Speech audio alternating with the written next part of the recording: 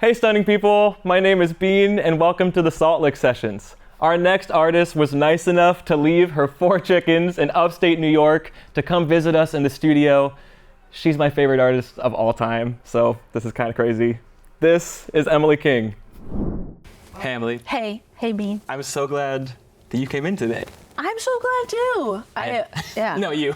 No, I'm just I really had a great time. Mm-hmm. I'm a fan of yours, and I didn't realize over the emails that you were the Beane. I'm serious. And I walked in here like, oh my God, it's Beane. That's wild. Yeah. Thank you so much. It's really a treat. Likewise, it really is. Are you from New York? I'm born and raised in Manhattan, downtown, Houston Street area. Oh my gosh. Yes. Like from New York. From New York. Still, you can't ever get rid of it, you know? Right. It's always there. So no, right. It's probably the greatest city in the world. I don't know. I think so. Yeah. Haim said it. Then it's true. I think so too. Yeah. It's true. Yeah. I mean, I live in the country now, and I do miss walking at night. That's real. Because you don't really do that in the country. No, you don't. What made you want to make the move to the country? I just had, I had so much city experience. I just really wanted some nature experience. And how has that been going? It's good. Yeah. I have chickens now. No, Yeah, you have chickens? I have chickens. How many chickens? 4 chickens that were gifted to me, which I'm so grateful for. But I guess I thought I was going to be eating eggs, you know, which I love. Mm-hmm. And they've not had any eggs. So, and you're not eating chicken, are you? and I'm not going to eat the chickens. Right, okay. No. So now they're just friends. They're just friends? Yeah, they're Have you just written friends. any We hang songs out. inspired by the chickens? It's a good idea. No, I haven't yet. Not yet. Yeah, I wonder how that would go. I mean, Bok. maybe something about a rooster. Yeah. Rooster crows. I like this. Train of thought. Yeah, I'll ask them what they think. Yeah, ask them. Or I'm just interested record them because they make cute little sounds all the time. That'd be so good And I don't folded have into to a pay track. them. Yeah. It's perfect. Yeah, okay. You grew up with musical parents. Yes. Can you tell me about what it was like growing up with a family that is so deep in the scene? Well, Mom is in there listening right now. Yes, Kim is here. Kim is here. Yeah, it was, I didn't realize at the time that we were deep in the scene. Mm-hmm. And now that I reflect, I realize there was so much rich, they sang jazz together. So we were always with this really beautiful, intellectual, quality songwriting, the American Songbook and Duke Ellington. And so those were like my nursery rhymes. So I feel I have this unattainable standard for trying to achieve beautiful music based on growing up with all that great music. But yeah, it's New York City, going back to the city. What's so great is you can go to a small club and see someone who's so amazing, legendary people. Mm-hmm. And so the access to really people who are top of the game, that was special to have that. And then you walk home feeling why am I even trying? I'm gonna quit. So I think it's important though. I feel like cities like New York, LA, Nashville, you're surrounded by so much talent. Yeah. And then it really does quickly filter out those that I don't even want to say aren't talented enough versus those that want to work hard to just be able to hang. I want to hang in those rooms. Wow. Yeah. Well, there's things about show business that if you learn certain skills, hang, you'll have more gigs. Yeah. If you and that doesn't mean you have to hang at night, because I'm not a night person. But basically, yeah, you want to be around easygoing people who are kind and professional. And I do think that above talent, even that is something that will get you far in any business, right? So, but yeah, the hang is important. I hear it all the time. I have FOMO because I have to go to bed. I can't do it. And everybody, come on, hang out. And now I feel comfortable just saying, I'm not hanging. I love you, but I'm not gonna hang. So. That's a good hang in and of itself. The letdown, the beauty of the letdown. I think that comes with age. Yeah. When you're like, I'm Sure. okay to say no in a nice way, but you know, I will meet you for coffee in the morning. Right. That's my hang time. Totally. Yeah. Morning person. I'm a morning person. I love talking about the hang as a concept because like it's obviously this light thing, but so much in this industry is who do I want to be on the road with? Oh my God. Not who's the most talented. And sometimes you end up people that are talented and a good hang, as I've witnessed by you. That's very sweet of But that's you. the vibe, you know? It is. You're absolutely right. And yeah, you want to be. It's. There's so much vulnerability in what we do. It's nice to have encouraging people. We all like feel this.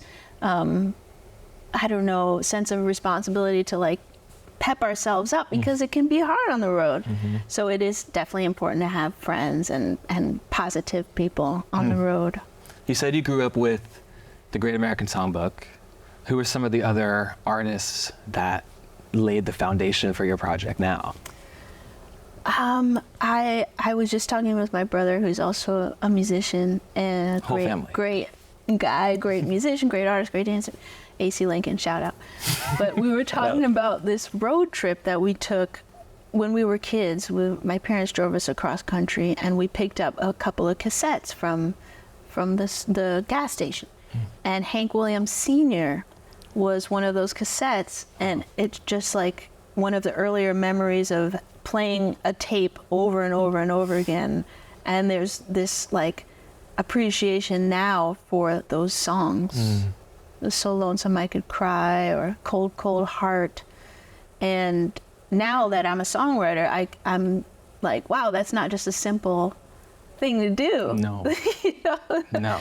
So I mean, so many people, from Stevie Wonder to Aretha Franklin. I grew up in the 90s, so I was listening to Hot 97, and I grew up with like Biggie and Mary J. Blige and like all that stuff, SWV and all that stuff. So good. Give me SWV. Oh my God. I need the Emily King Week cover. Weak, what a song. I know. Such a great song. The changes in it. So good. It's right. Yeah. Such a great record too. So good. It's perfect. So good. Yeah. I am super interested in your sound that you built out with your production. I feel like it is so singular and also so timeless. And I'm intrigued about how you got to where you are. Between the 7 EP and Scenery and the newest record, there's a through line in the production, but it also feels like you are kind of stepping into new territory with each new project that comes out. Do you feel, is that an accurate Thank you. assessment? That's very kind. I will say that Jeremy Most, who produced all that music, is the through line. He is absolutely amazing. He played every instrument on the records. Wow. Well, let me say, I was involved also. Yeah, but truly, when I first met him, years ago, I was signed to a major label, J Records, and I worked with also a great producer, Chucky Thompson, who produced Mary J. Blige's My Life album and produced Faith Evans and a lot of Bad Boy stuff. That was my beginnings. And then when I eventually got dropped from this big record company, I hired Jeremy to be my guitarist. He subbed for my guitar player. And simultaneously, I was a fan of his. He had these demos around on MySpace that everybody, all the musicians knew about. You know how that goes? Like the musicians, they know about certain things. And so I was a fan of his production. And his style of production was very influential to all of my records up until now. And so I would say that the process is now for me different because I am producing and I'm finding myself in that process. So I don't know what's to come, but I'm so glad that you like that music. Oh yeah. Because it was just so exciting to create with him because I'm sure you can relate to these moments. It's like you write so many bad songs and you play so many bad notes, and then all of a sudden it just clicks, and there's like a moment where you're like, that's it. And it's just so exciting when you have someone to share that moment with. And we had a lot of those moments, so I'm grateful for that. I love it. And I feel like your continuous kind of like evolution or reinvention while maintaining the through line of like yourself is what makes you just a revered artist. That's like very sweet. it's just so good to me, Emily. Everything you touch. I'm glad it looks that way. No, I'm working. I'm trying to work on myself as everybody is, but it's hard. It is hard. It's hard to be like thinking about yourself all the time. That's why I have chickens now. Like I don't want to think about show business. I just want to watch these chickens eat the worms, and that's like so. But it's nice to have a purpose. I'm grateful to have found music and the purpose, and I really, my parents, they gave me that gift to. So I'm trying not to complain so much. I hear that. We can work on that together. I'm very grateful. But yeah, it's a process, as you said. They say to not meet your heroes, but meeting you, I think, has only solidified all the love. Are you kidding? No, you're just great. You're just great. Yeah, seriously. So thank you so much for coming in. You're boosting my ego for the rest of probably 5 years. Good. Give me a call and I'll keep doing it. I'll keep it up. I'm a fan of you, and I'm so excited to see you on tour. Likewise. Yes. So we'll catch each other on the road. Let's do it. We don't even need to talk. We'll be tired. I'm going to come and we can just sing a song together too. I'll let you do that. Thank you. Yeah, well, Thank you so much. You're the best. You're the best. Yay.